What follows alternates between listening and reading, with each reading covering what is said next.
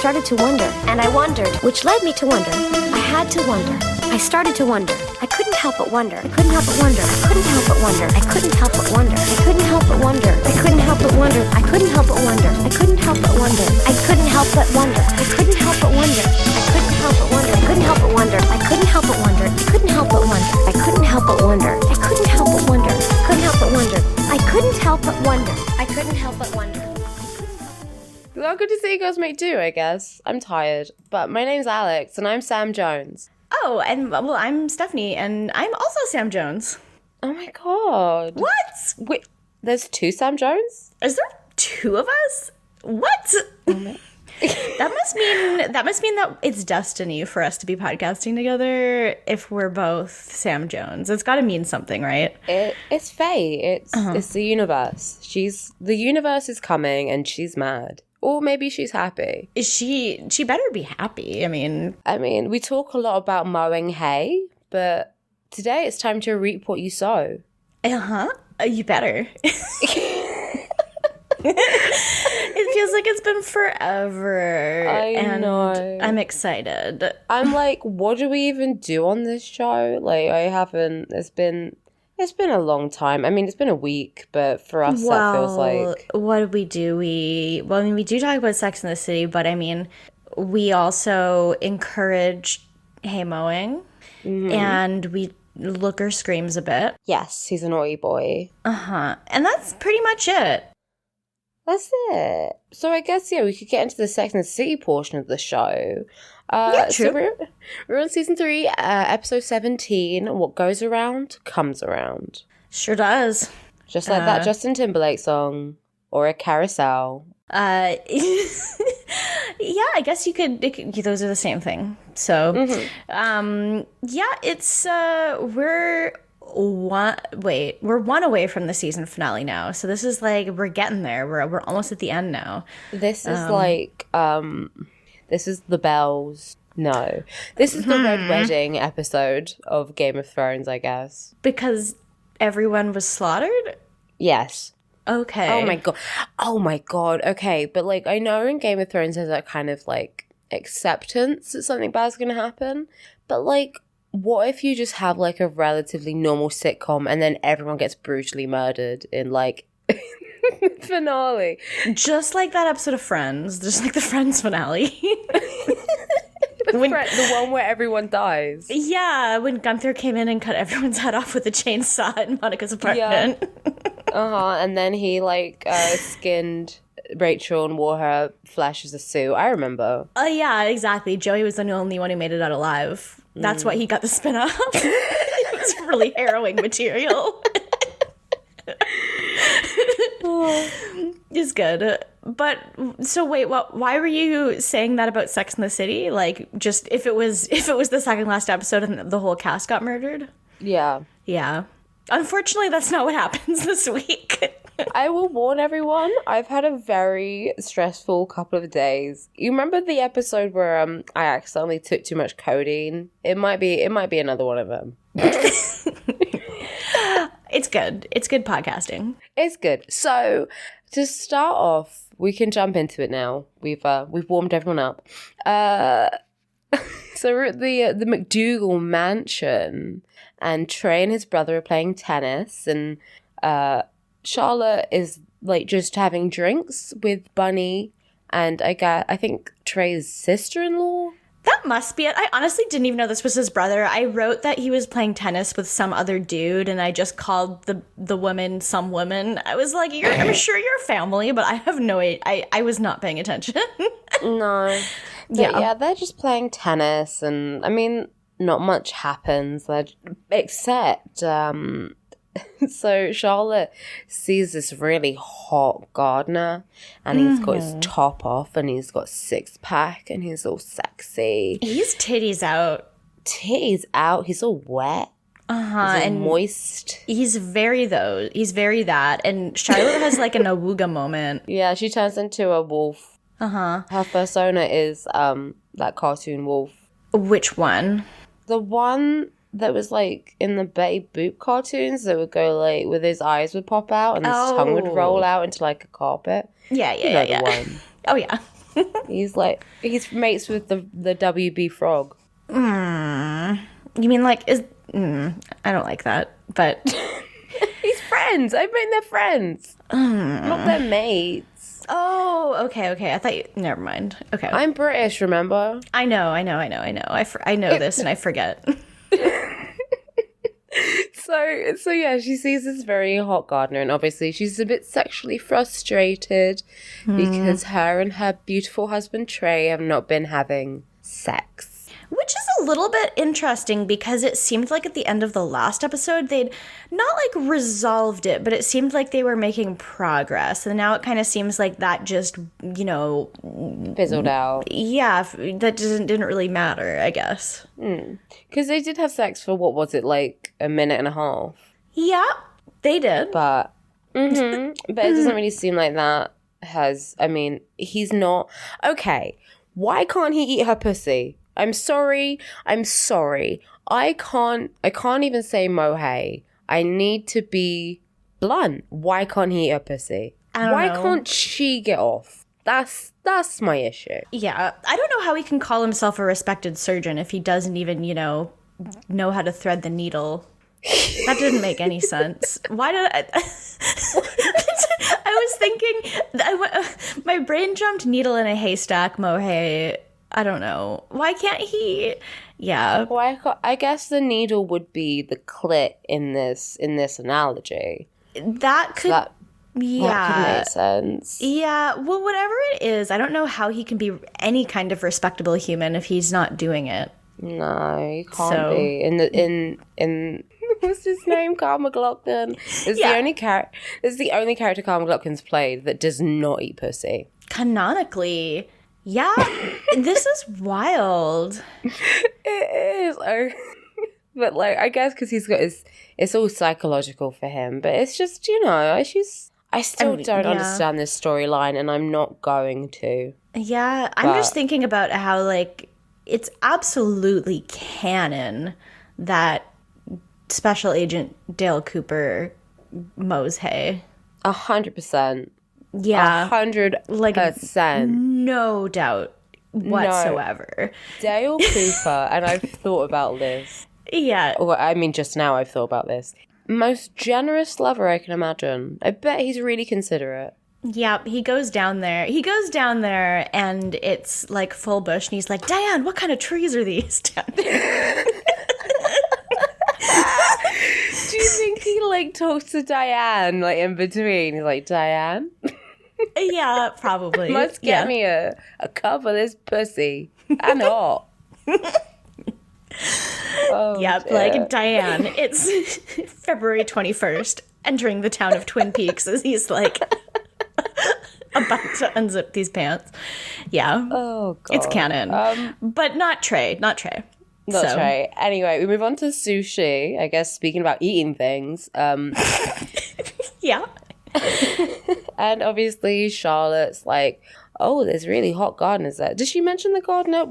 Full disclosure, we did watch this episode a while ago. Yeah, he did. She mentions the gardener. She's talking about how hot he is and how good he smells and how horny she is. And Samantha, because Charlotte's kind of why do I feel this way? Why do I think he's so hot? And Samantha's like, well, he can plow, which is it's good phrasing. I like it. And she goes on. No, she goes on about this for a full minute before the next part of the scene happens. She just goes on and on.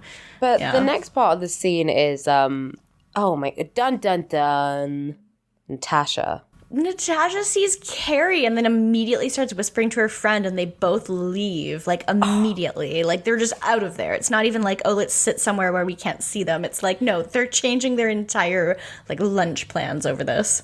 What I love is that her friend is also obviously a model. Yeah. And is, really tall and has, these gorgeous cheekbones, and they just look at Carrie ugh. It's such good casting. Yeah. But yeah, Carrie's like, oh my God, did you see her? Did you see the way her friend looked at me? Carrie, okay, this whole episode, she's like, why does Natasha hate me? and I can't handle it. Yeah, she can't figure it out. She lost her one single brain cell in the war in the accident, and it's gone. And she has no idea, and she feels so bad about it. Like, she just feels like she has to make amends for... The whole theme of this episode is, like, relationship karma, and what goes around comes around. And basically, part of it is, like, Carrie feels so bad for being such an awful person to Natasha that she's like, well, this is why I'm doing so bad in relationships, is because I'm like, I was a bad person to Natasha. And it's like, no, you're just an idiot. You're just a bad person. Yeah, you're just a terrible person. And that's it. That's it. But yes, we do get to sort of the main, I guess, incident of Carrie feeling this way. So after lunch, we have Carrie's voiceover, and she says that she's going shopping, but then she's walking down some street, gets lost, and a guy mugs her. Just fucking John Mulaney voice. It's a grid system, motherfucker. Like, what? Like, how? I don't understand how this happened. I mean, I get lost in London constantly. But is London a grid system? No. It's old as fuck. There's loads of really little fucking roads. There's no grid system at all. I look at a map of, like, New York or any American, like, city that's a grid system, and I freak the fuck out. Like, it disturbs me. It disturbs me, but Carrie could just be like, oh, I'm at 34th and 8th. Yeah. Oh, I guess I know how many blocks I need to go up and over to get home. Like, what? I'm so confused. But anyway, she does get mugged. She gets mugged. This guy, he steals her purse and her Manolo Blahniks, which he knows, I guess... I mean, I know it's for comedy that he knows what her brand of shoes are, but there's not really any way he could tell that, like, unless he followed fashion. I mean, it's not like a Louboutin where it's got a red, like, sole and you can tell. Yeah, exactly. It very much made me think of that one scene in Legally Blonde where the guy is like, don't you tap your little last season Prada heels at me, bitch. And I was like... it's definitely a different energy scene than that one, but it just made me think, like, why do you know what kind of shoe this is? Like...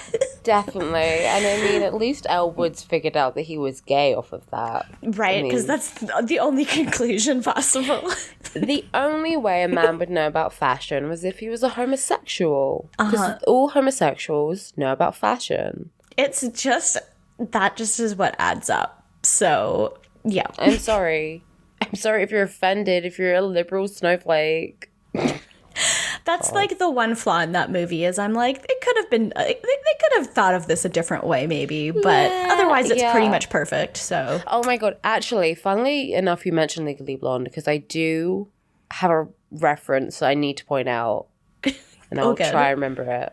But anyway. Good. So yeah, she gets mugged and Carrie, being her whiny self, is like, oh, I was mugged. She really is like that. I love the way you're describing it, like as if it's like the way you would say, like, oh, I broke a nail or something. I mean, okay, so like the thing she's upset about is her shoes, and I get it. And obviously, anyone stealing anything is sad. It's difficult. I lost some hand sanitizer the other day. I'm still not really over it. Yeah, but I mean, she's just so ungrateful. All right, so she runs into the salon and she says to them, "I've been mugged," and they all just kind of stare at her because why is she there? It's a salon, like. What? Like, I guess maybe she wants to call the cops and a friend, but like she just runs in and says it and they all kind of stare at her, and then we cut to the next scene. She's got like the pedicure slippers on and she's walking around waiting for Miranda, but she's just like, I don't know, maybe because it's Carrie, I'm just being mean. Anyway, so yeah, she calls the cops and there's some detective. Oh, because of course they would send a fucking detective over for this and not just a beat cop. Yeah. So they send a detective over. Well, they're Manolo Blahniks, so like full investigation. I'm sorry, there's a white woman who is mildly distressed. We need to send over our most handsome cop. Yeah, there is a pretty much. mildly distressed white woman. Everyone, the fucking NYPD, will bend over backwards for a poor old white lady. I mean, this is propaganda the whole time. Should we just? Ugh, it is. I really hate it. Yeah, so this gross cop comes over, and Miranda's also there, and I love that Miranda is also most concerned about her shoes of all things. Like, I can't believe you took your shoes. And It's a weird thing to take. it is a very weird, like, as a specific thing to ask for. Like, I guess if you know they're designer shoes, like, maybe, but even then it's like, I don't know. How are you gonna resell designer shoes? I don't even know. A designer dress or a bag, yeah, but shoes are obviously worn. So, I mean, I guess unless you refurbish them, I don't know.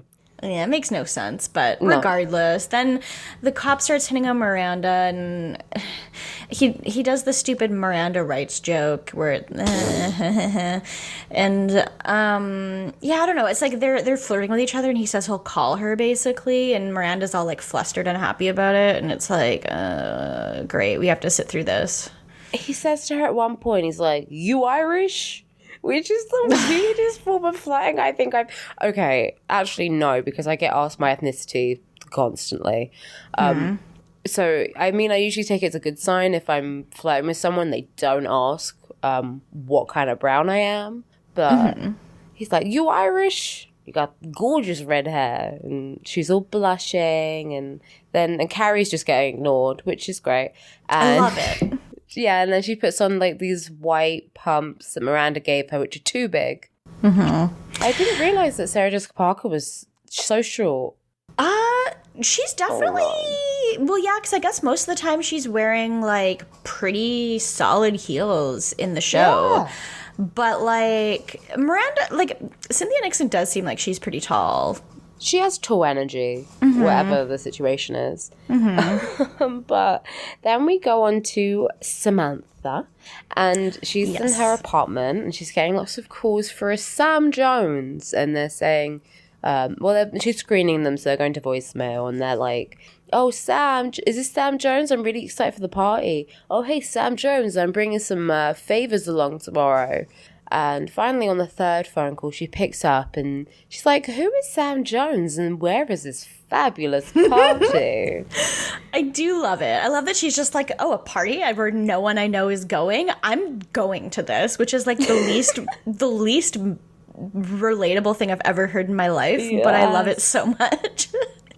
I mean, I struggle with those I struggle going to a place where I know people, let alone people where I don't. Like, it's just awful. But I mean, hey, I guess she found out there would be drugs, and she was like, "Okay." Did you find out there were going to be boys? Yep, cleanup time.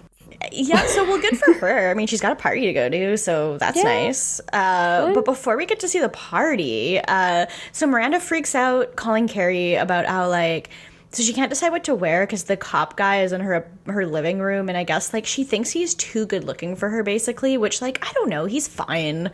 Like, the actor who plays him is, like, normal, I don't know. He's handsome, I guess. Like, he's conventionally attractive. Yeah, but, like, why does this show treat Miranda like she's a fucking dog? I have no idea. She just, like, part of it is her own insecurity, I guess, but then part of it is just, like, I don't know why I'm supposed to believe that this person is, like, another, like, 5 tiers above her in attractiveness, when really I'm like, you just look like a guy. I mean, exactly. And, like, Cynthia Nixon, like, she's gorgeous, and she's, but I guess they sort of try and make it, like, that she's a bit more, I don't know, like, nerdy, I suppose, but yeah, like, she kind of is the butt of the joke sometimes, and I don't really get it. But yeah, me neither. Who would ever be nervous before a date? That's completely unrelatable. But yeah, she's for some reason she's wearing like a prom skirt, like this big skirt and a bra. I guess she invited him to her place, but, like, hadn't gotten ready yet. It's a bit strange. Yeah, I don't really understand this. I do not understand inviting guys in my place to meet before going to dinner. Mm-hmm. They've never even been out before this. They met once. No. Like, I guess that she, like, I don't know, she probably is like, oh, he's a cop, it's fine, but that's, like, even more of a reason to not have him in your house. But okay. Yeah. You wouldn't catch me fucking dating no cops. But, yeah, I don't get it. But anyway, yeah, she pops her head around and she's like, I'll be 5 minutes. And she calms herself down. Yeah, she's been spending like 20 minutes getting dressed at this point also. And she's not even dressed yet. But Yeah. Carrie's whole thing is she's like, oh, you've been through so much relationship garbage that this is like karma. It's like you're getting someone so handsome because of all of this. And I'm like, shut up. Shut up, Carrie. Fuck up. Yeah. Like, well, how does that... I mean, that's not what karma is. Like, you don't get presents for suffering.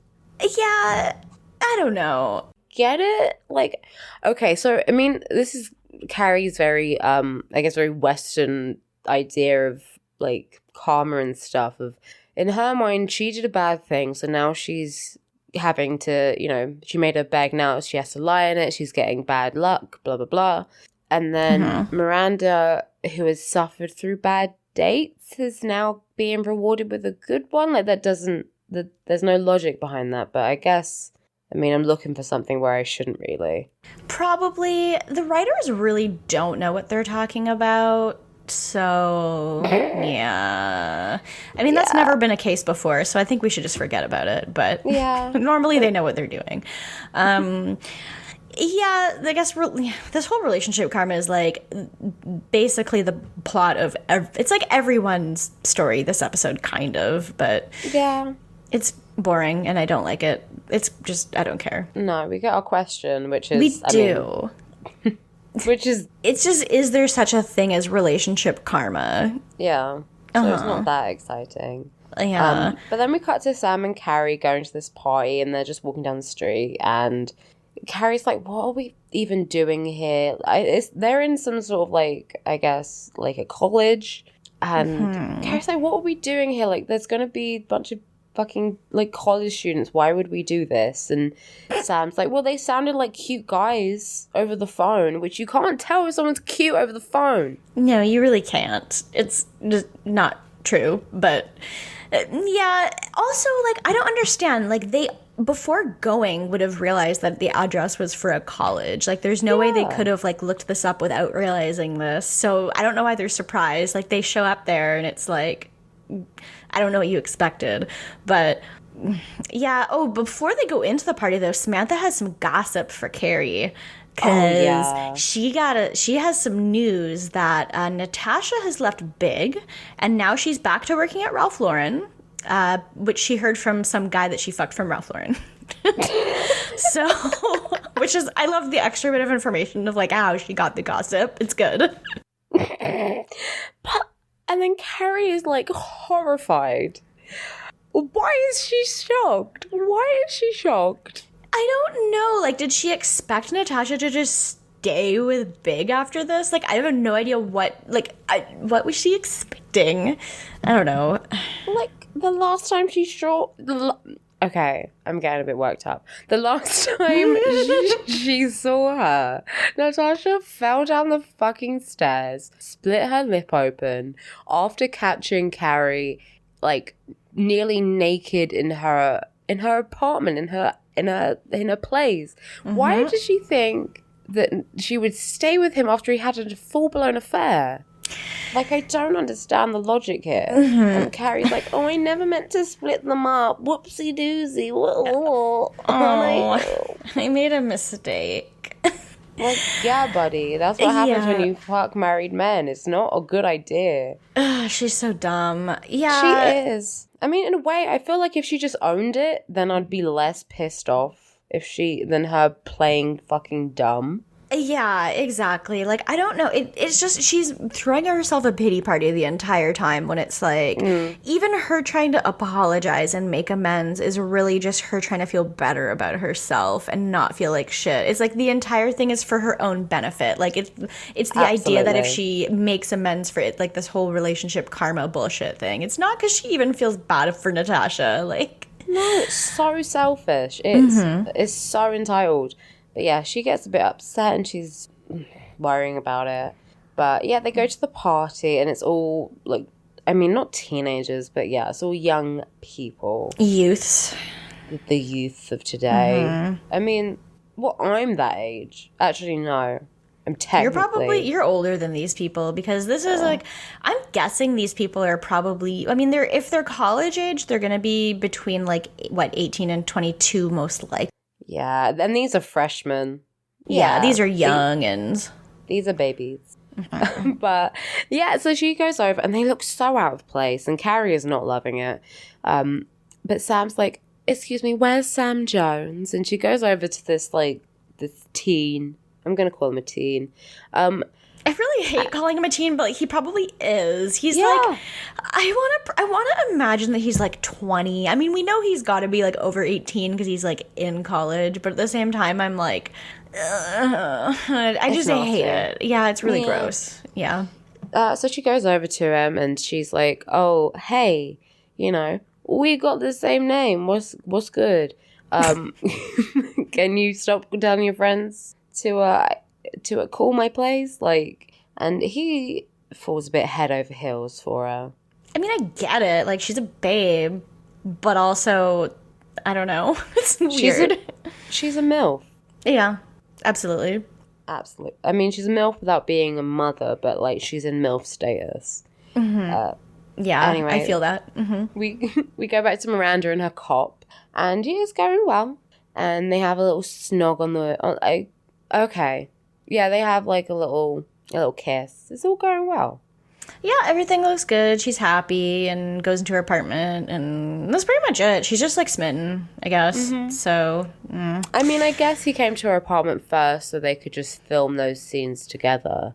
That's probably true. That's literally it. Like, I just realized that. Logistically, yeah. Like, it makes no sense for him to be there. Why didn't... I mean, just have him... I guess he was there to pick her up, but, like... I don't know. Oh, he's a cop. He's probably got a car, whatever. He's the only person in New York with a car. Yeah, probably. Okay. And... So then, we go back to the party, and Carrie's going out for a cigarette, and then she gets pushed down the stairs, and she's like, oh, this is karma. Karmic retribution. Natasha fell down the stairs, and now I've fallen down the stairs. And she honestly, this is the weakest fucking fall. Like, Natasha chipped a tooth and, like, split her lip, and then Carrie just, like, grazes her knee, and she's like, oh, I've been injured. She does, but then what's even worse is that after that she tries to hail a cab and she can't get a cab, and like that's the worst thing of all. I feel so bad for her. I can't even believe it, baby. Yeah. And then this is the most pathetic. Samantha's like, I think the universe is telling me to fuck the other Sam Jones. So there's also that. Yeah, she's just, I mean, she's Samantha. That is a Samantha thing to say, so. Yeah. So then next. Charlotte.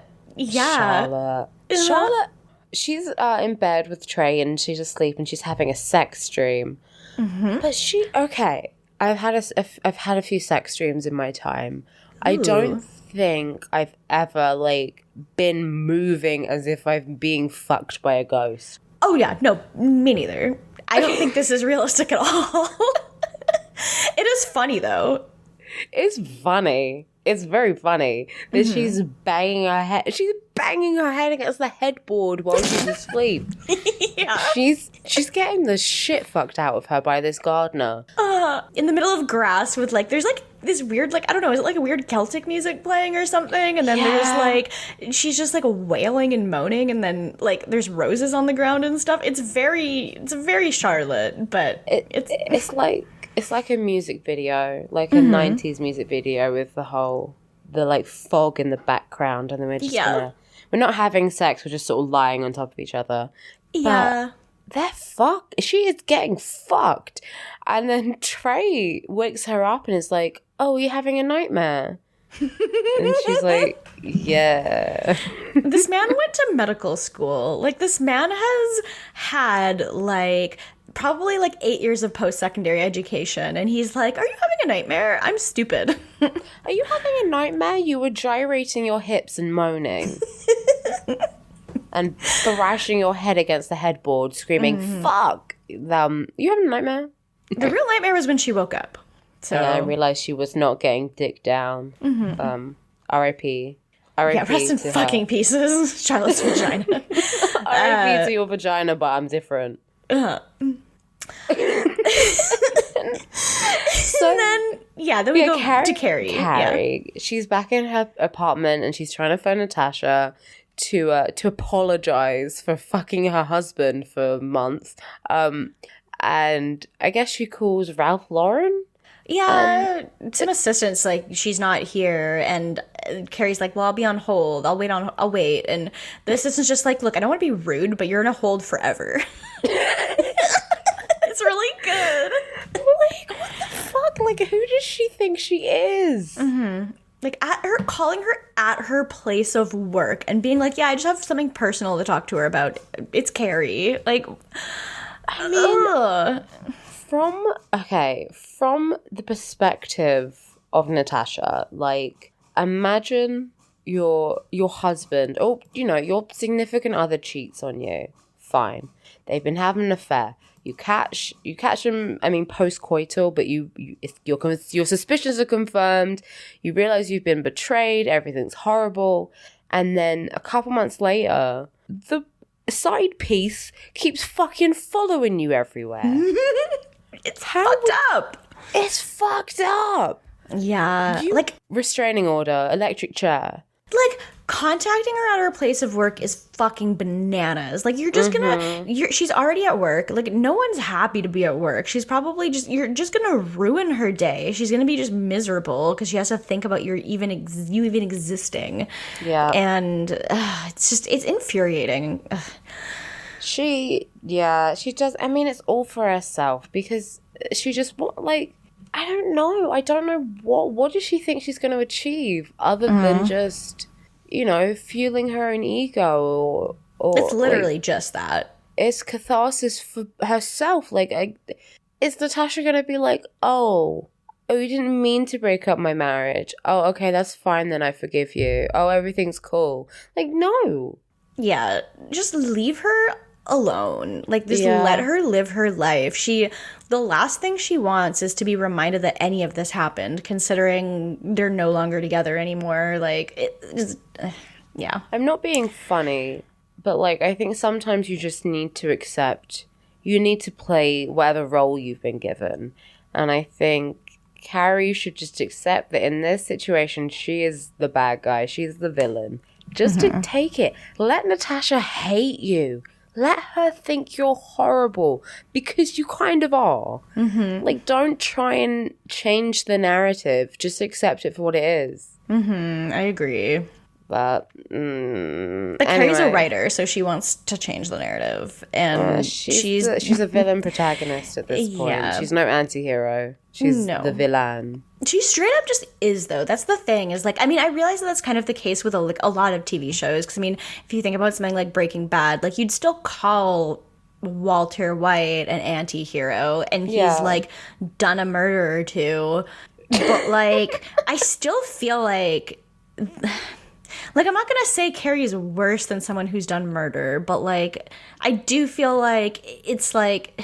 I feel like there needs to be a word that's not anti-hero, because anti-hero makes me feel like I'm supposed to like them. Like, I mean, there's anti-villain, I guess, where it's, like, a villain that you kind of end up liking. I think... But the thing is, Carrie was written as a hero, you know? Yeah. Like, I think... I mean, she's written to be complex, definitely. She's written to not be this perfect person, which is, I think, why a lot of people like the show. But we're still meant to be on her side, and it is very hard in this situation. Yeah, it's frustrating because it's, like, I guess that's the thing is, it's different from an anti-hero like Don Draper or Walter White, where, because you're not supposed to be on their side, but they're still the protagonist. But like her, you're supposed to find it kind of just like, oh, this is just realistic and relatable, and she's not a perfect person, but like, I don't know. Yeah, I wish that she was more outright just supposed, like, I just wish she was written to be like, you're not supposed to like her. That would be better, but I don't know. But that's showbiz, baby. Yeah, true. So then we go to Charlotte, okay, in this episode, I feel like Charlotte is an actual anti-hero. Yes, I agree. I do think that Charlotte is that in this episode. Because we're back at the McDougal Manor, and it doesn't go well.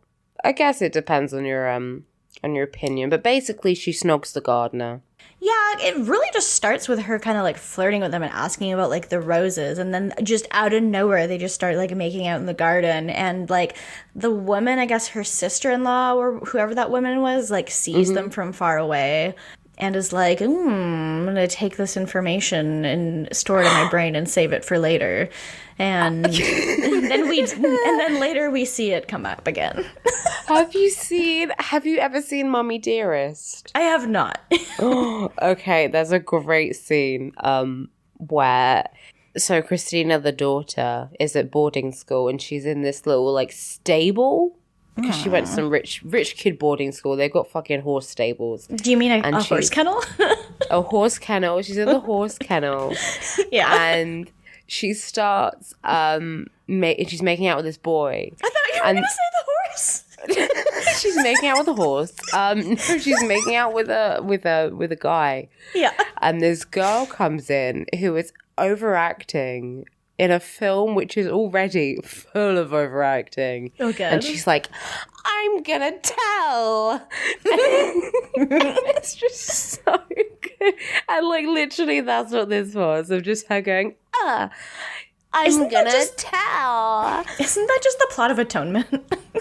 Pretty much. But this is a subplot. The rest of the film is just, I think about Mummy Dearest daily. Oh, like, good. I know I'm very on the nose with my, like, camp references. Yeah. But there is something about just the scene where Faye Dunaway as Joan Crawford is sitting in front of a mirror and she just lifts her leg to, like... like doing the splits and is just like gripping her leg, like, still got it. That is, oh my god, that's so good. Is me. It's me in 40 years. I mean, minus the child abuse, just being a weird, like, old drunk with full face of makeup on at all times. Oh, and she wears a bathrobe with shoulder pads. It's fucking brilliant. I love that. I need one of those so bad. Now that I've never even thought of that existing before now. It's so good. It's just, there's so many little things in it which just like, mwah. Whoever thought of that? Genius. Beautiful. But anyway, so yes, she's storing in her brain and saving it for later. Mm-hmm. And then we go back to Sam Jones and Sam Jones. Okay, so the young Sam Jones shows up to our Samantha's place with a rose, and he basically is like, I've been waiting for the universe to send me something like you, and she's the hottest woman she's the hottest woman he's ever seen, apparently, which valid, that checks out. And I mean, that's deep and true. Yeah, and and then they have sex, and I don't like to see it. I really hated watching this scene because the way they filmed it was very like, I can't even describe it. I just really hated it. Samantha's face, I was question marks the whole time watching this. He looks like he's getting on like a roller coaster. He's just like, what? I don't know. I imagine that's what sex with Samantha is like. I guess so, but she's not even doing anything. She's just like lying there. Yeah, because he's fucking, 19? He doesn't know what he's goddamn doing. He has no idea. Yeah. He has no idea, but she's just, it's kind of charity work, really. True. She's giving back.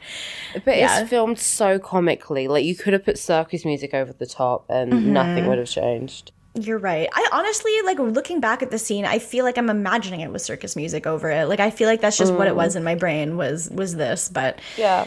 yeah, and so they finish, and he's like, that was awesome. And I don't even know if Samantha was being sincere. She says she agrees. I'm so confused about this whole situation. She seems super dazed. And I mean, why does she even have sex with him? I guess don't she was know. literally just bored. I think she just thought it was kind of neat To have sex with someone with the same name as her. I honestly think that was literally it. She just wanted to do it. Like, she was just like, oh, there's no way that, like, this is way too much to be a coincidence. Like, this has to be the universe telling me something. Because no one else, like, Sam Jones is, you know, such an uncommon name that no one else could possibly have. This could never come up again. Like, what? Yeah, I don't know. But anyway, this guy is basically just like, he basically is like, I love you. And he basically just never wants to ever leave her. Yeah. And she's just like, that's dope. Like, it's fucking sick, bro. Yeah, she's just like, you love sex. It's fine. And yeah, that's it, really. He just had sex with, like, a hot lady. And I mean, we've all been there. Whomst among us. Yeah, but eventually he starts getting like a little bit weird, and she basically like makes him leave because he's basically just like, no, like, I really love you, like, this is like this is it for me. And she's like, get the fuck out of my apartment. Yeah. But back to the McDougalls. Back to the McDougalls, and it's cocktail hour, baby. It sure fucking is. And I did think the scene was kind of funny, because the woman, like, whoever, sister-in-law woman, whatever, is like, oh, I saw something so interesting in the garden earlier.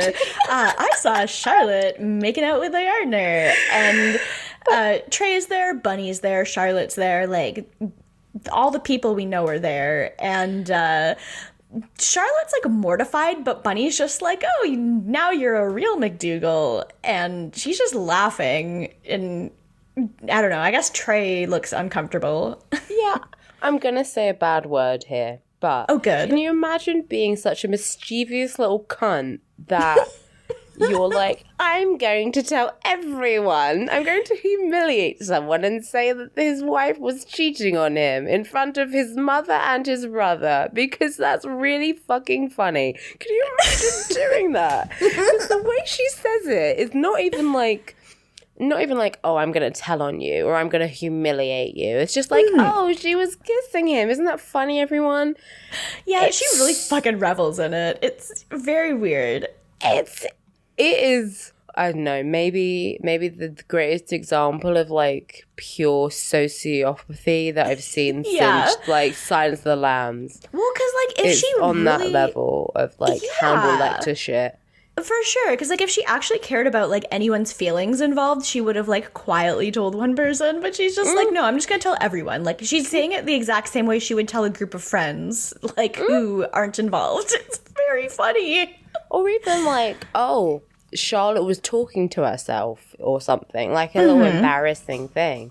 Like, oh, Charlotte was talking to herself earlier, and then go, oh, isn't she silly? No. It is for real. Yeah. Hannibal Lecter, like, levels of just not caring. I mean, I think eating someone and telling someone's family they've been cheated on is kind of, like, at the same level. For me, personally. I think the only difference is that, like, the Hannibal situation is, like, a little more favorable to me if it was Mads Mikkelsen. True, because he's sexy. Yeah, that makes it okay. You can do cannibalism if you're sexy. I'm sorry. You can. That's just what they do in Denmark, I think. So that's just I've seen Midsummer. In Sweden, they do that weird shit. In Denmark, they just eat people. And he eats rude people as well, so... Yes! Thank you. He does. He really does. And he does some really cool things, like... He's a really good cook. Yeah. I mean, like, he'd be a good boyfriend because, like, you'd be like, oh, some guy catcalled me. And he'd be like, oh, who? And he'd be like, that guy. Yeah. And then next day, steak pie. He'll keep you fed, like... Not to be, like, a cannibalism apologist, but, like...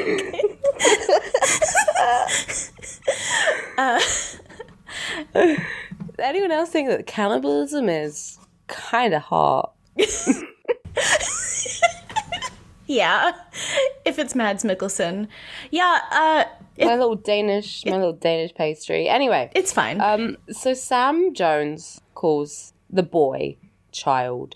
He calls our Sam, and he's saying that he can't live without her. And he's really just getting a bit, like, manic, I would say. Mm-hmm. Go to therapy, bro.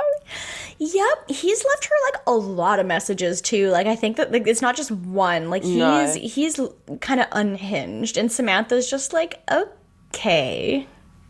So, I get the feeling Samantha has dealt with this before. Because she just does not react. And I feel, I don't know if Kim Cattrall was just like, I'm just going to take it easy this week. Or if she, but I don't think she did. Because I have my Canadian queen, my second Canadian queen, you're the first one. Thank you. But I think she made the choice that, like, Samantha Jones has had this all before several times. She's just like, yeah, whatever. Men fall, in love with me, and they go a bit. She's like Tommy, the Junji Ito character of, like, she's a succubus. She just understands that that's her lot in life. Yeah, and I think that, like, too, she's kind of like, maybe normally she would just kind of be like, fuck off. Like, what do you, like, just get help, don't talk to me. But then also this guy is, like, probably, like, 19 years old or something. Yeah. So she's probably just like, fuck, dude, I'm just gonna ignore this and lie low. So. Yeah. And then we go to Miranda, and she's on a second date with her cop. And they're at, like, a little restaurant or whatever, and every woman is staring at him. Like, the waitress comes over, and the waitress, like, asks him for a drink, and then Miranda's like, oh, I'll have a martini, and she just looks at Miranda with such disdain that someone as ugly as her could be dating such a handsome man.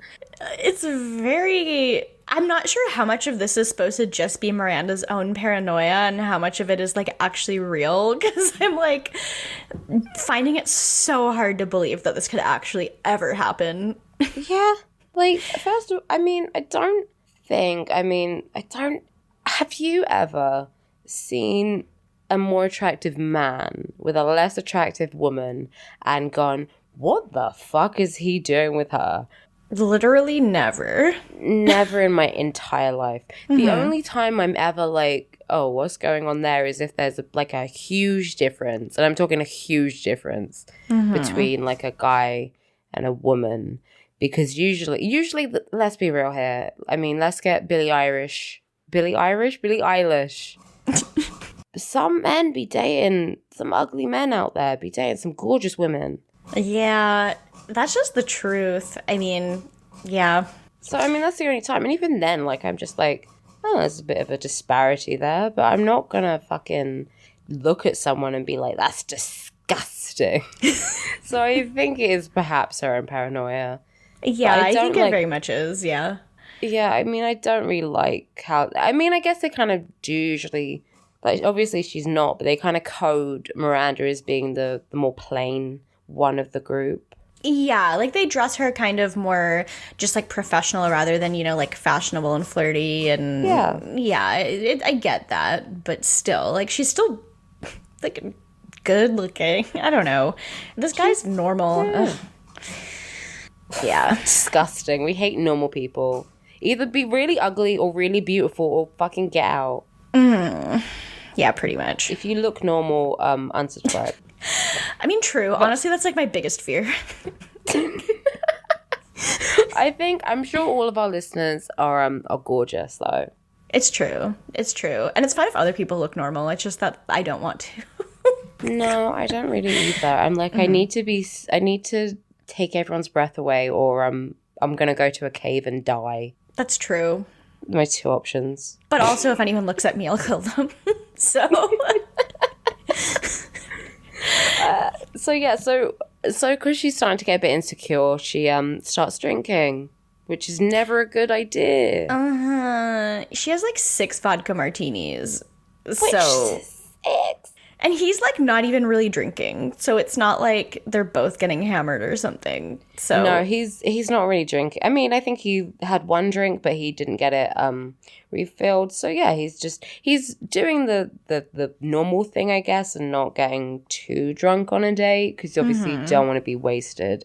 Yeah, no, exactly.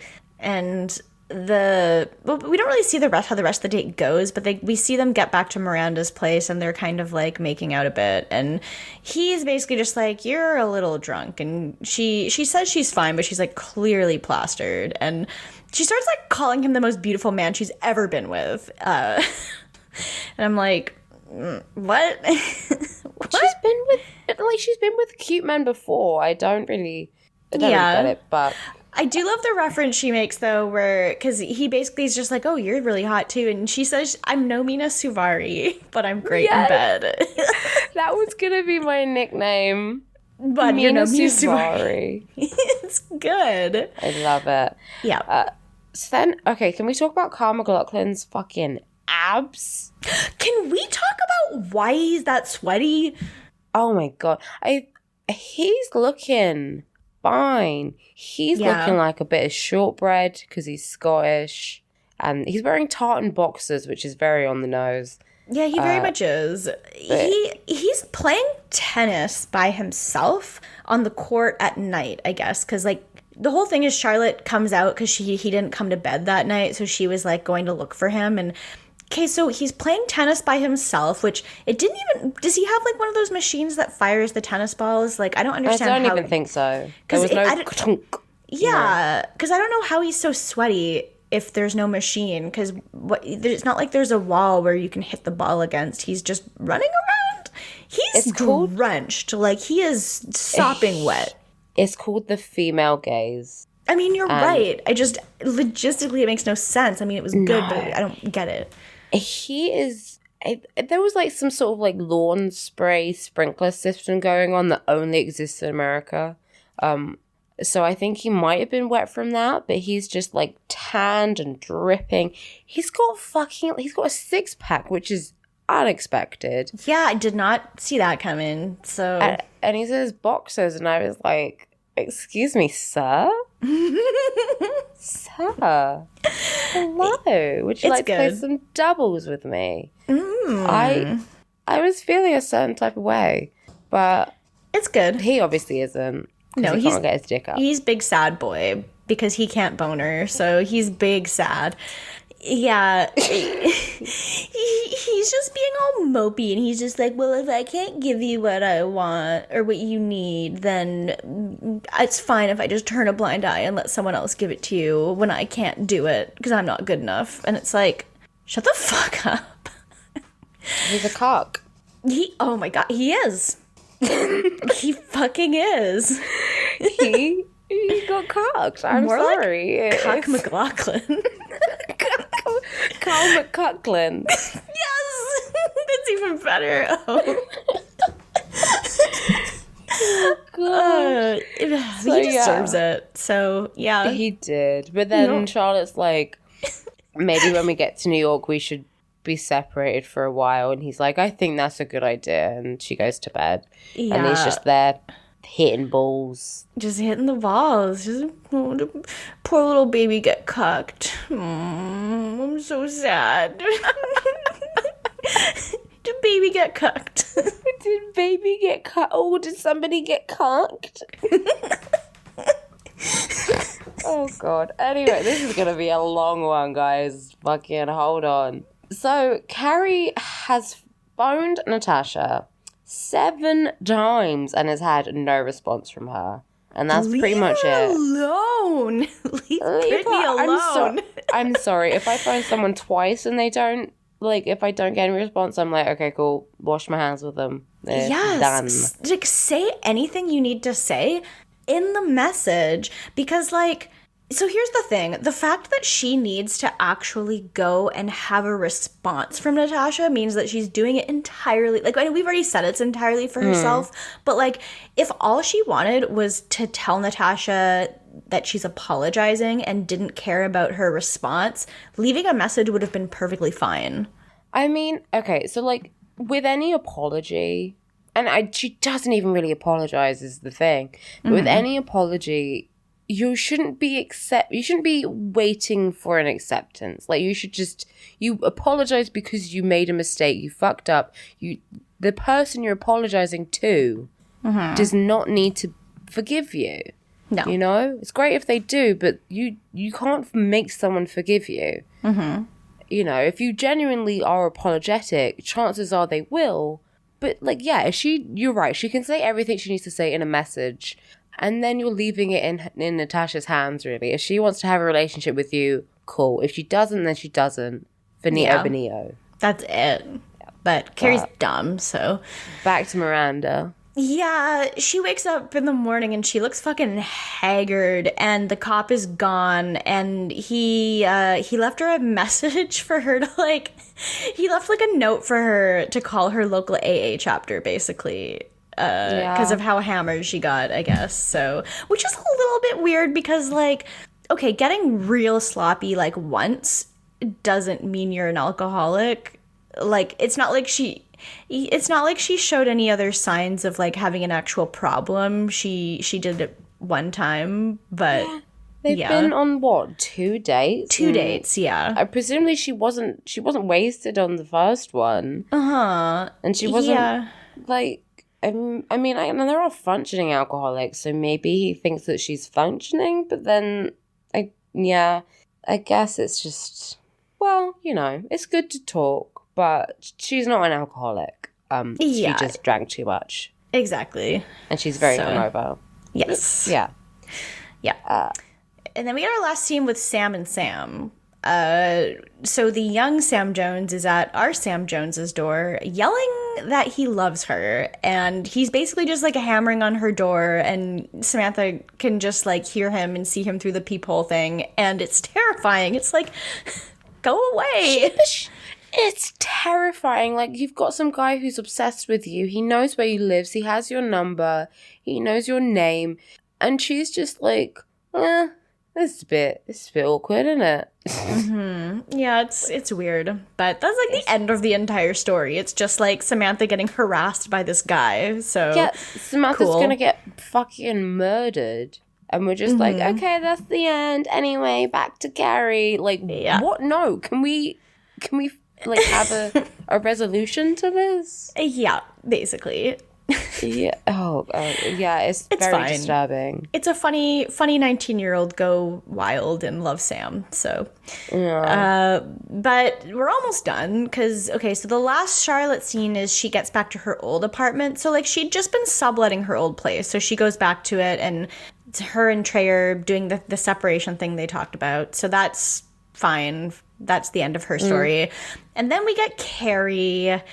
Carrie is the end of the episode. She okay, so apparently the assistant at Ralph Lauren gave Carrie the address where Natasha was going to be having lunch. Somebody's getting fired. That is so unreasonable. Like, if Natasha is not taking any of these calls, in what world would the assistant give the lunch plans out? Like, I don't understand this. She's going to be walking back into that fucking office like, cool, who's getting fired today? What the fuck are you doing? Yeah. Oh my god. So, yeah, and can we talk about the dress? We can. Yes. Okay. So, Carrie is wearing the iconic John Galliano Christian Dior newspaper dress. And for a description for the people listening at home, it's like it's like a very tight kind of like slip dress, backless. It's got little strappy straps, and it's got a newspaper print all over it.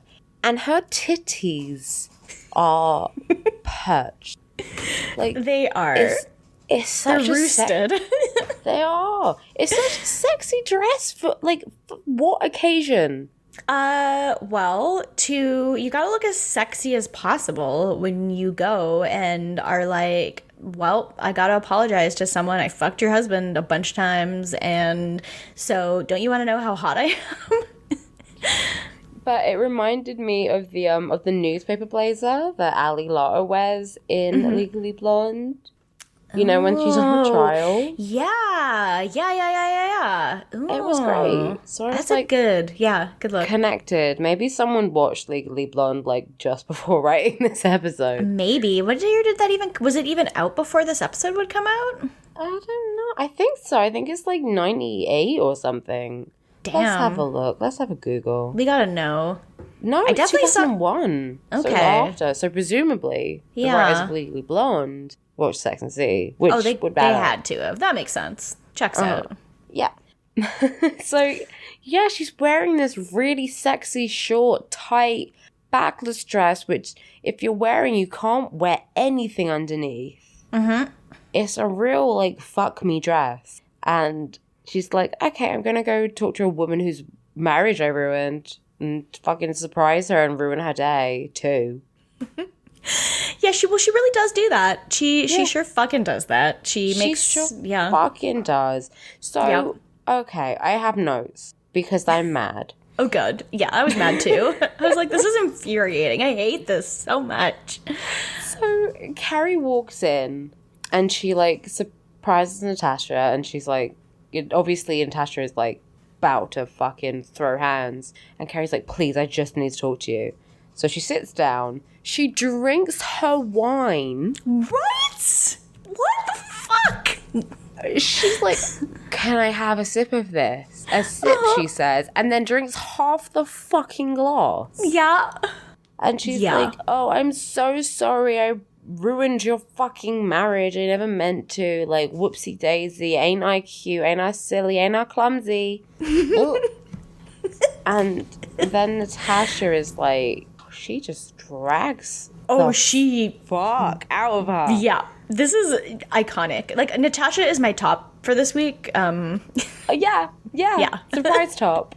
Yeah, this is top energy. Mm-hmm. It's real fucking good. She says, she's like, I never meant to walk in on you. I never meant to fall down the stairs and chip my tooth. I have it still does, after hours of painful dental surgery, it still doesn't match the other tooth.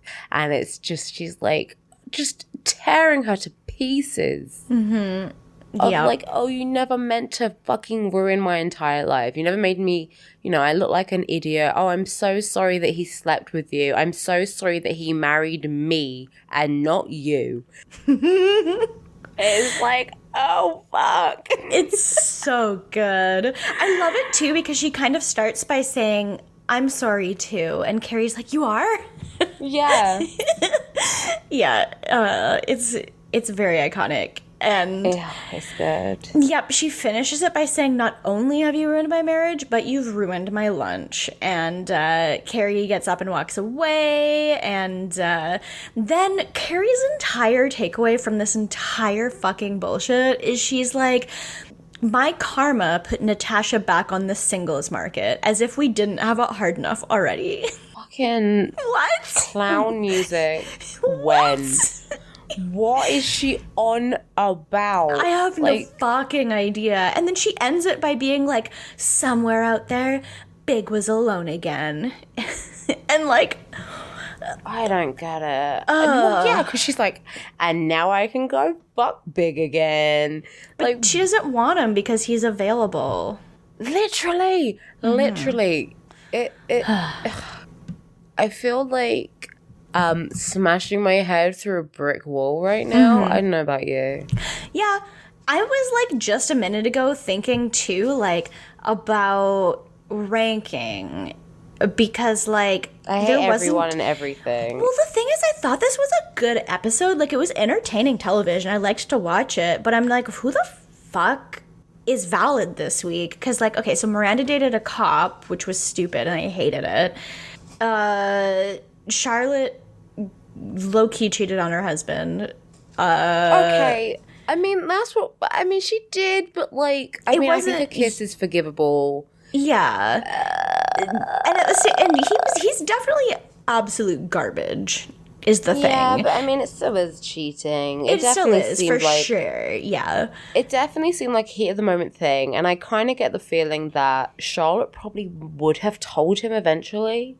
It's weird, too, because after the whole thing, it didn't even seem like she was, like, really apologetic about it at all. She was just, like, she didn't even say sorry or anything, and I'm like, this is really fucking, what? But at the same time, I'm like, but you're still more valid than Carrie this week, and you're still more valid than, like, well, I don't know, and then Samantha, like, the college student, like, everyone was bad. No one was good. Yeah, I think we should just... Should we just pool our resources together and say Natasha forever? She did nothing wrong ever in her life. Natasha forever. Yeah. She really didn't do anything. She really, like, I remember when I first watched this show, I was like, oh, I don't like her. And now I'm like, why didn't I like her? She didn't do anything. Like, she was actually so nice to Carrie. She was so nice. Literally, the only crime is that she seems incredibly boring. And rich, and that's it. And that's not even like a crime. It's just like, I wouldn't really want to hang out with you because we wouldn't have fun, and that's it. Like, but like, she's fine. Yeah. But also, isn't she meant to be like 24, and she's married to like some 40-year-old man? Like, she's probably just a bit awkward. It's horrifying. I guess her real crime is that she's probably like she's rich, and it's kind of just like, okay, that's true. We don't like rich people, but like, what are you gonna do? We had them. But if only we had machines for that. The thing is, if we're going to be beheading anyone, it should be big before Natasha, so... That's true. That's true. Natasha is salvageable, and, like, I don't know. I feel like she's probably fun. I feel like she has probably a lot of, like, model friends, which is cool. That's cool. Yeah. I feel like we wouldn't have any fun together because we probably wouldn't have, like, any common interests, but, like, she seems like the kind of person that I'm like, you're nice and, like, inoffensive, so... Yeah, I like that. Yeah. And, I forgot to mention that, Carrie in the slow-mo, when she's walking away thinking about Big, her titties are bouncing. I don't even know how that's possible because she doesn't really have titties, but, like, they are bouncing. It's impressive. I'm proud of her for that. That alone. That's the only good thing this episode that she's accomplished. Yeah, a special little note for titties.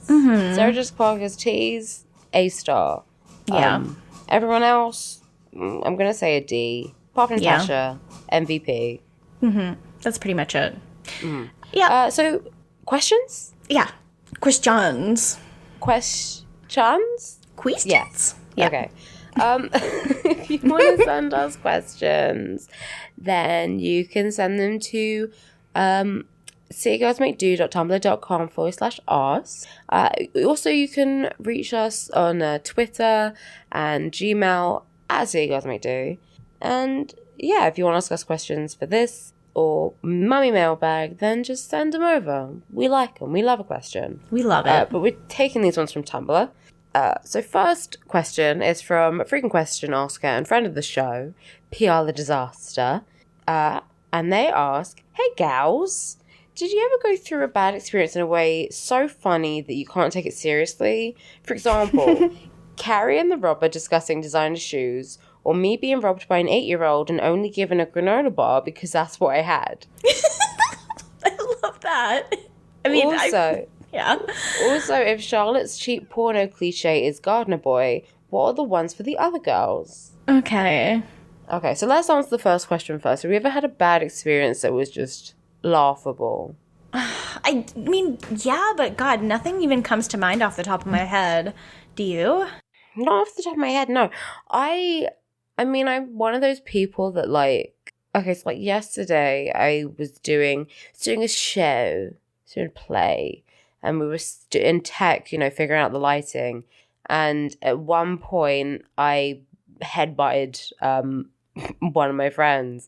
And I started laughing. Because obviously, like, I mean, the kind of, like, doing it on stage, literally on stage with a fucking light in your face, you headbutt someone is kind of funny. And I was sitting there. It didn't even hurt at all. Like, it was literally just like a little pat. And I started laughing. And the director was at the top in the box and was like, Alex, are you okay? And I was like, yeah. Like, I kind of just laugh off a lot of stuff because if I can't laugh it off, I will cry. It's true. Same. Yeah. I feel like anything that's like... laughing is...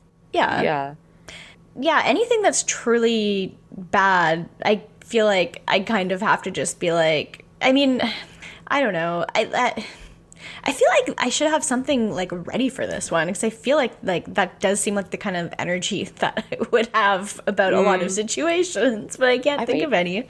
I do want to hear about this 8-year-old robbing you. I know, me too. Like at gunpoint, like what? This little Oliver Twist child just robbing people blind. True. I did once, for some reason, what sticks in my head is like, I've had a lot of injuries, obviously, being well injured.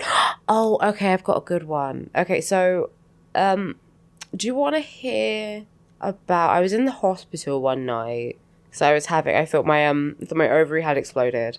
So I was in the hospital with my mum, and we were there for probably the longest I've ever waited, which was like maybe 6 hours. It was ridiculous. Jesus. And it's like 2:00 in the morning, and we're sitting, like, waiting, about to go in. Like, we know we're only probably a couple people in front of us.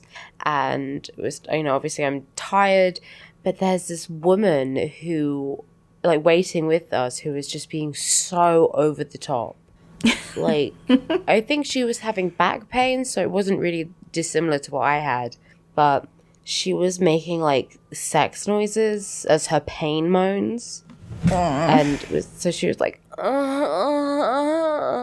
and really putting on a voice of like, oh, I'm in so much pain. Can you help me? I'm in so much, like, it was very clearly acting.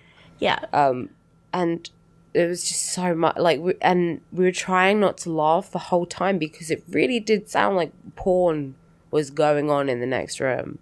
And obviously you don't want to be, if she is in pain, obviously you don't want to laugh. But at the same time, you can't not really laugh at someone who's moaning when you're kind of delirious because you've been waiting in a place for fucking 6 hours. Yeah. So she like, but it's so weird because she gets switched on and off. So like before she was fine. And she'd moan and wail and cry, and she's in this little wheelchair they gave her. And she's like, I can't walk. I'm in too much pain. I can't walk. Can you wheel me? And the nurse is like, yeah, sure, whatever. And then later on, she's walking around with this, like, 5-year-old fucking going up to people and talking to them and, like, with a strange child, not even her kid, just, like, some random kid that she found and befriended. That's so weird. What the fuck? It was so weird. Jesus. And then she's back to, like, the porn moaning. And, I go in before her, and I am in a lot of pain. And I'm sure I was quietly moaning, but you could hear her probably down the other side of the hospital. She was wailing. Jesus Christ. And I got in before her, and I could just see the dagger she shot me. Knowing how much pain you were in, like, good. Yeah. I was like, hey, I'd stiff upper lip and all that. Yeah. Seriously? Like, yeah. They're not gonna. That's the thing. Nurses, any sort of emergency thing, they do not care if you're in pain. They care if you're gonna die. So yeah, for sure. If you're not gonna die but you're in pain, you just gotta deal with it. They do. I thought of one for myself, which is that when I was like, I think I was about 17, and I crashed my my boyfriend at the time's truck into a fence. And like, it was because it was like pouring rain and it was like front wheel drive, and I started hydroplaning going up a hill where like the traffic coming down would like was like accelerating to get onto a highway, and it was like a blind corner, so I was like freaking the fuck out. So I was like, I'm gonna drive into this fence, and so I crashed it into a fence, and I was like so mortified because I'm like 17 years old that I like I was bawling my eyes out, and I was like, fuck, I just crashed someone else's truck. This isn't even my car. And then I was close enough to his work at the time that I like went up, I like ran to his work. It was like a 10-minute walk from there, and I was like, I crashed your truck. And it's very funny in hindsight because he's such a piece of shit that he really deserved it. And like I almost died, but like at the same time I'm like, it's really funny to think about. In the same way, it's like kind of worth it because fuck that guy. Exactly. So like your truck can eat shit. I remembered another one, then forgot it immediately, which is, oh yeah. So I went to like a theme park with some friends when I was like 16 or whatever. Mm-hmm. And we had a whole bust up because like I thought we were just going in like our group, but then we ended up meeting up with some other group and I didn't really know them. And like I wanted to actually go on the rides and they just wanted to wander around. And I was like, look, I didn't pay to get in here so we could just walk around and eat Pizza Hut. Like we can do that outside of the theme park. I want to go on the rides. Yeah. And it was also like near Halloween, so they had like horror mazes set up and I wanted to go through all of them. And it was just, oh yeah, that was the other thing. They randomly invited some other girl and it was 2-for-1 tickets. So now we're in a 5. So like I had to pay extra to get in. So I was fuming, as you can imagine. Mm-hmm.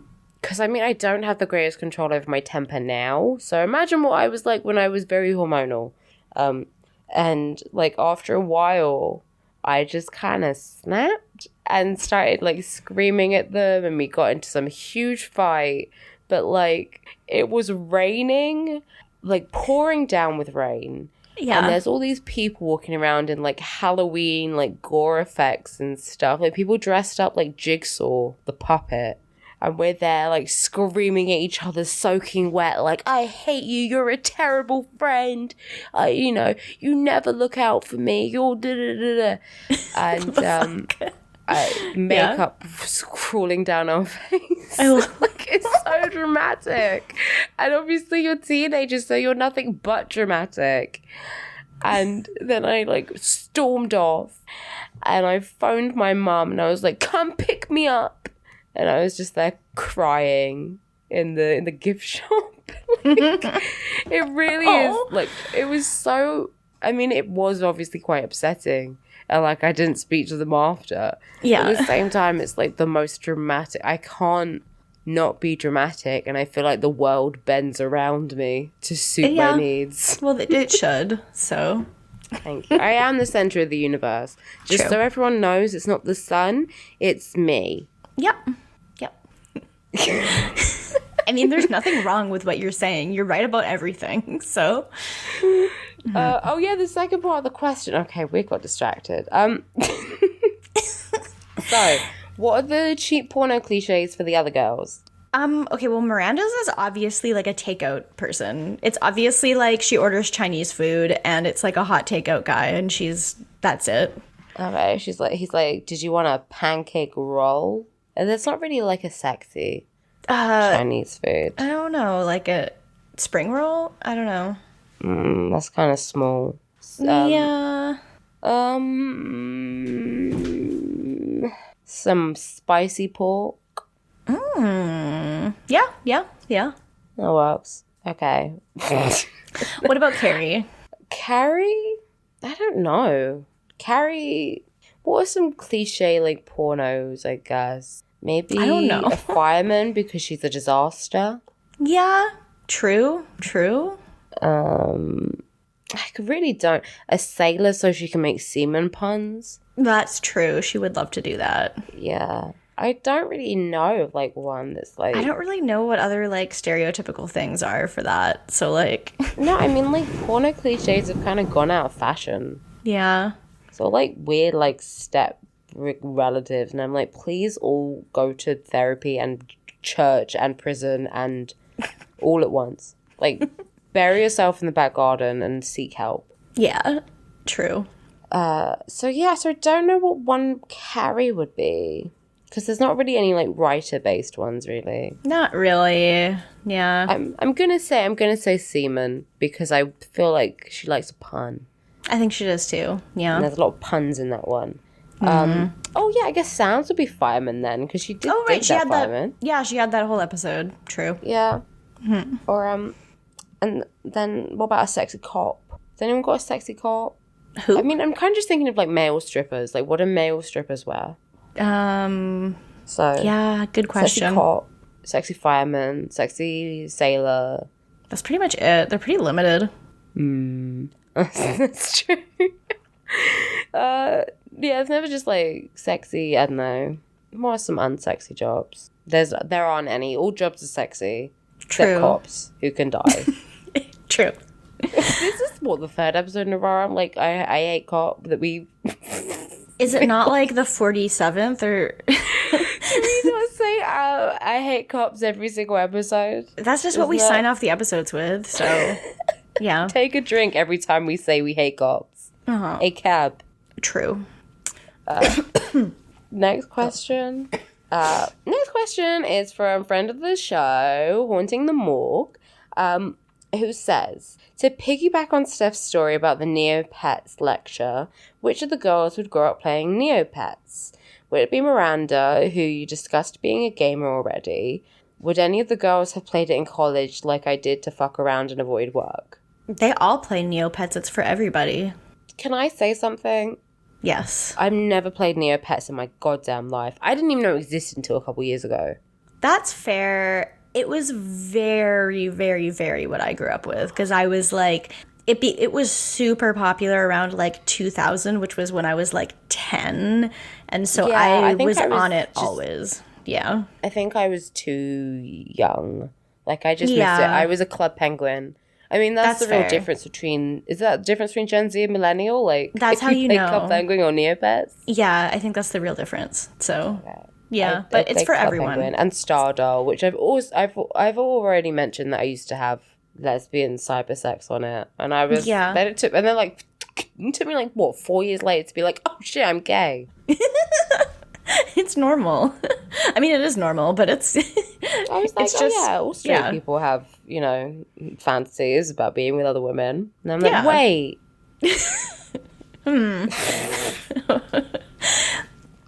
Yep. I really am the stupidest bitch alive. But yeah, so who plays Neopets? Who's Neopet-y? They all, like I said, they all do. It's just that they do different things on it. Because like Samantha plays Neopets and she's on the stock market. Miranda plays Neopets and she like runs a guild probably. And then like Charlotte just goes on to play solitaire like me. And like to play other games maybe. I think Carrie goes on mostly so that she can like, I don't know. Like I feel like they all Charlotte definitely has the cutest pets. Okay. But yeah. I don't know. They all just do different things on it. Carrie probably also just goes on to play games like me, but like just different games from Charlotte. God. I wish we could talk about Club Penguin. Did you ever play Club Penguin? I never did, which is weird because I am a penguin. You would have liked it. R.I.P. I probably would have, even though I don't really like the design of the penguins. I'm so particular about like what kind of penguin designs I like, and I don't particularly like the ones from that at all. It's like the Linux penguin. I'm like, you're so ugly. I hate it. They're too fat. No, yeah. I mean, not to body shame, but like they're not. They don't look in proportion. There's just like certain kinds of penguins. Heavy. Yeah, there's certain penguins that I think look way cooler than others. Like I love like Adelie penguins and like little penguins, and I love like rockhopper penguins, like penguins that like crested penguins. But I don't really care for like emperor penguins and king penguins, like the really big ones. Like I like them; they're perfectly fine. But like, I love the small penguins and crested penguins. Those are the ones that are like my favorites. Well, and like African penguins, those are my favorites. Those are dope. I think the thing with penguins is they like go like rounded at the bottom, and then the Club penguins are just like triangular. I don't know why they do that. Have they ever seen a penguin before? Because none of them are shaped like that. They're all just like cylinders. Yeah, exactly. It's not okay. I take back what I said about them being fat. I'm sorry. There's nothing wrong. There's nothing wrong with being big. It's just they are not shaped like penguins. They No, are they're shaped not. like triangles. So that's my issue. They're not Yeah. fat. They're beautiful. But you can be fat and beautiful. But Well, also that's they the are thing fat. is, like, there's lots of really cute fat penguins. That's true. It's just not the ones on Club Penguin. No, Club Penguin was fun. I did love Club Penguin. I never played Neopets though, so I can't really add much to the combo, unfortunately. That's fair. I think this pretty much answers it. Oh yeah, isn't Neopets run by Scientologists? It sure fucking is. Holy It sure fucking shit. is. I know about Scientology. I know about that shit. Yeah.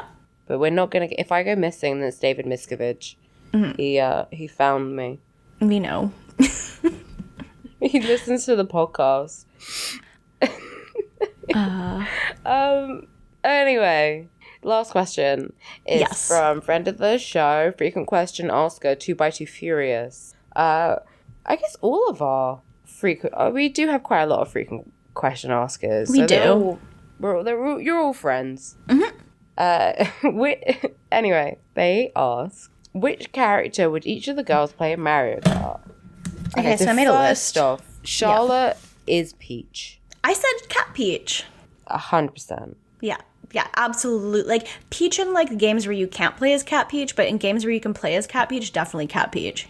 I feel like if anyone else picks Peach or Cat Peach, she's fuming. She will not play unless it's Peach. She's pissed, yeah. I agree. Yeah, she has to be Daisy, then she's not happy about it. She's not happy. She's pissed. Not gonna be Rosalina, no. I think Carrie's Rosalina. I said Carrie was Toadette because I fucking hate her. I fucking hate Toadette. So that's what Carrie is to me. Carrie, I feel like, okay, I think Samantha is like motorcycle Peach or one of like sexy Peach. She could be like Rose Gold Peach. I said that she would be Wendy, like one of the Koopa Ling things. I always forget what they're called. Yeah, I feel she's kind of cool. Sexy in Mario. Not Bowser? Really. Yeah. The one thing you gotta kinda know about sexy. him is that he's big. So, Wario's kind of sexy. I guess that's Waluigi. Yeah. Oh, you more of a Waluigi girl? Yeah. For sure. Fucking sexy. Yeah. And then Miranda. I said Miranda would either play as Birdo or Shy Guy. I feel like she's more of a Shy Guy gal. Yeah. She's definitely like an underdog kind of gal. Yeah. And it checks out because if I can't play as Toad, well, you can always play as Toad, but like I will sometimes play as Shy Guy. So I remember I played Mario Kart with my cousin once, and you know when you play a game with a child and you're like, do I let them win? Do I not? no, and then you never do. No, he was beating the shit out of me though, because I didn't realize that the characters had different weights. Oh yeah. And like any game, I used to play a lot of fighting games when I was younger, and my strategy is just pick the cute one. Same. Yeah. So like when I played Tekken, I'd be like, she's cute, I'm gonna play as her. Just play as I would never play as a man. That's disgusting. Same. I never would. Well, I mean, Toad is not a man, so that doesn't count. No, he's sort of genderless. Yeah. He's just a boy. He's just a toad. Yeah. So I was like playing as all these different characters, and I was like, oh, this isn't. Like I think I played as like Donkey Kong, and I was like, wait, why am I not going fast? Yeah, I hate playing as things that are heavy. Like, I would rather die than play as anything that's heavier than, like, dry bones. I did not expect, Mario Kart to have fucking weight dynamics. No, it has for, like, ever since the beginning. I'm not a Nintendo girl, I'm sorry. I'm a Sony bitch. That's valid. Thank you. I played Crash Bandicoot. Good for you. I haven't. It's great. It's very fun. It's very edgy. It's like Sonic, but for the cool kids. Oh. Anyway, that's that. We'll join us next week for a thorough discussion in 90s video game console mascots. much to consider. I guess that brings us to Patreon. Yeah. So if you want to, if you like us, like us, you can subscribe to us on Patreon at patreon.com/citygirlsmakedo. If you donate $1 a month, you're a certified hay mower, and that means that you get a special role in the Discord server. And I thought you were going to say a certified hater, and I was like, hey. No. But it basically just gives you access to our mummy mailbag. So we've got 2 of those out now. So check those out and give us money. But you also get access to a secret looker channel on the Discord. It's really good. And so that's $1. If you give us $5, you can submit stuff in Steve voice, and I'll read it in the episode. If you want. And you can also get all the things from the $1 tier and an even specialer Discord role. And if you donate $10, $5 role, I'll also read your name on the podcast so that people know who you are and how important you are. So our $5 donors are Jennifer Snyder, Matt Ribeiro, Jess Ayalachi, Mogu, Summer Geist, PR the Disaster, Siberian Pine Hardwood, and that's it. Everyone else is a coward. Just kidding. I'm just kidding. I love everyone who gives us money. And then if you're a $10 donor, then you get everything from the first 2 levels, but you can also listen to the podcast while we're recording, and you can be like a really even specialer role in the Discord. But that's the least of the perks. Yeah. That's it. That's a podcast. So you can find me on Twitter at Age of Oddish, and you can find me on Tumblr at Windfall Island. You can find me on Tumblr at Dork Phoenix, and then at Twitter at Alex the Virgo. I changed my handle, everyone. Nice. You are Alex the Virgo. I am the Virgo. I am Virgo sun. Well, see, the thing is, more people started following me that I know in real life, and I didn't want them to find my Tumblr and be like, why is Alex talking about getting her back blown out by someone she doesn't know, and then having to have that conversation? Why does she say wig every 5 seconds? And I'm like, yeah. That's fair. I understand. But yeah. Follow us on Twitter and Tumblr, the same places, City Girls Make Do, and check us out on Noise Space because we're there, and check out all the other podcasts on Noise Space because they're there too, and they're also worth listening to. So noisespace.xyz. Yeah, we do. Lots of good friends who make good podcasts. Also, check out Henry Kissinger's Pokemon Going to Die, because we've added a new host, a new friend of our pod. Guest of our pod. Val Flight Club. Flight Club. I know. I have such a hard time with saying it out loud the right way, and it should be easy because it's very similar to just saying Flight Hub, which is a website that I buy plane tickets from, which I don't have problems saying. I thought it was Flight Club for like far too long, but I know. Val's great. Mm-hmm. We love them. Agreed. Yeah, they were on the show and they were very funny. Mm-hmm. I agree. Also, I'll probably be on HKIP soon. So be patient, and then you can hear my thoughts and opinions. I would love to hear your thoughts, as well as what you're thinking. And, so as we always say, we hate cops. Bye. We hate cops. Fuck blue lives. Mariah is skinny. Club penguins are fat and beautiful. Yeah. Well, they're not. Moe every day. Mohe every day. Bye-bye. I'm very tired.